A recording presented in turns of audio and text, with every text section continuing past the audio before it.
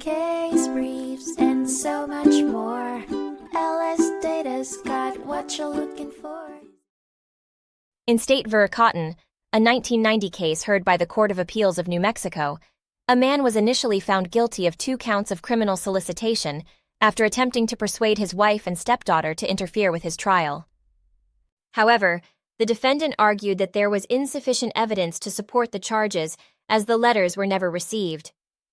The lower court initially agreed, overturning his conviction, but the defendant was later rearrested and convicted on the same charges.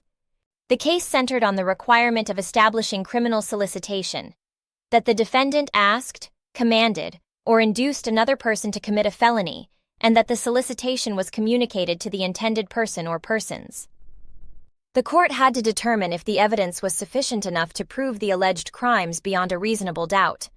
Ultimately, the appellate court found that uncommunicated solicitations cannot be considered criminal offenses under New Mexico law.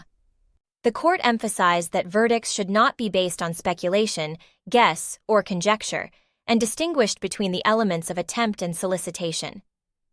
In order to prove solicitation, evidence must show that the defendant communicated the solicitation to the intended person or persons.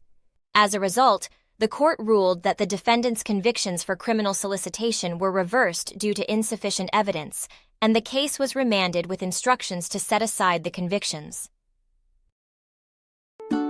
Case briefs, and so much more. LSData's got what you're looking for. Visit lsd.law, elevate your mind.